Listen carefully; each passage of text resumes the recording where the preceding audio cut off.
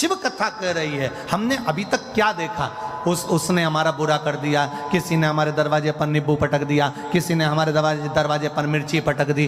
कहाँ हम पड़े हैं? इतने चतुर होने के बाद, इतने विद्वान होने के बाद भी आज भी हम उस भ्रम में पड़े हैं कि किसी ने नींबू काट के पटक दिया, किसी ने मिर्ची काट के पटक दी। अरे तुम्हें दरवाजे पर लिख देना चाहिए, एक नींबू से काम नहीं चलेगा, 12 नींबू एक साथ पटको तो अचार डाल के खा जाऊंगी। किस भ्रम में जी रहे हैं हम? ढोंग और प्रपंच की जिंदगी से बाहर निकलो, भ्रम की जिंदगी से बाहर निकलो।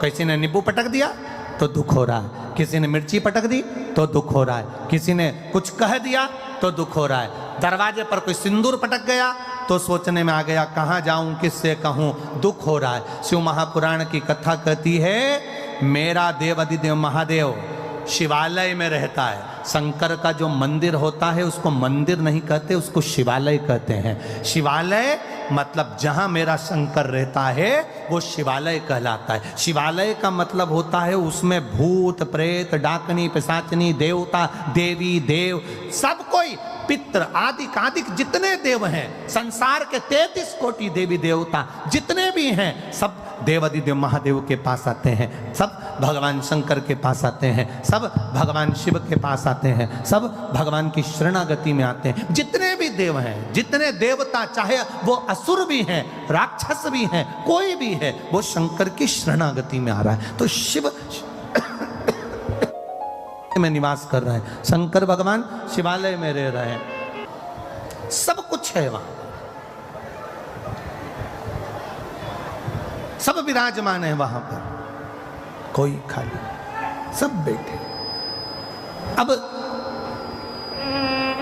तुम रोज एक लोटा जल चढ़ाने के लिए शंकर जी के मंदिर जा रहे हो, तुम रोज एक लोटा जल चढ़ाने के लिए देवादिदेव महादेव के द्वार पर जा रहे हो, तुम रोज एक लोटा जल चढ़ाने के लिए शंकर के दरवाजे पर जा रहे हो। शिव जी का चढ़ा हुआ जल तुम थोड़ा सा झेल कर घर ला रहे हो, लाते हो कि नहीं लाते? अरे बोलो तो जम के, लाते हो ना? थोड़ा सा जल झेल कर अपने घर लेकर आते हो, उस जल को अपने घर पर छीट देते हो, लोगों को आचमन करने के लिए, पीने के लिए दे देते हो। ईमानदारी से बोलना, सारे भूत, सारे प्रेत, सारी डाकनी, सारे पिशाच, सारे देवता, सारे असुर, सारे ग्रह, सारे नक्षत्र जब शंकर जी के पास हैं और तुमने उसको जल चढ़ाकर अगर लेकर आ गए, फिर दुनिया में किसकी सामर्थ्यता है जो तुम्हारा बुरा कर दे अगर काल अधिपति तुम्हारे साथ नहीं?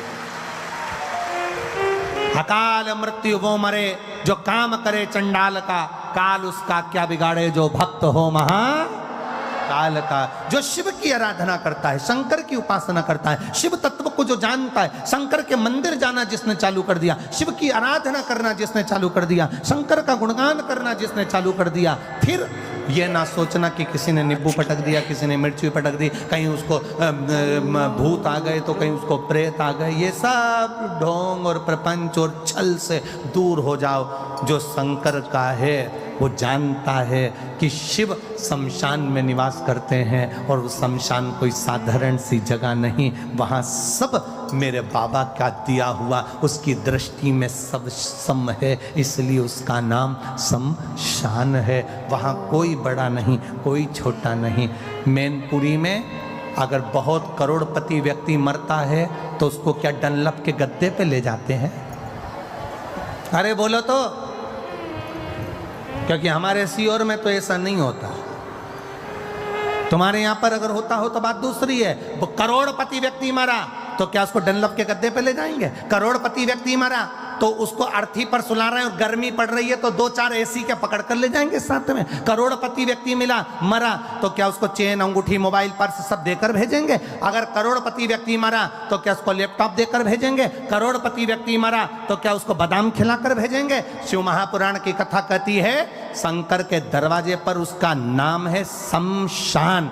शमशान का मतलब होता है जहां सबकी शान सम है, उसका नाम शमशान है। सब अमीर हो गरीब हो सब सम है उसके दरवाजे पर, इसलिए उसकी शान सबकी सम रखता है। वो शमशान है, वो शिवता धाम है, वो शंकर की चौखट है।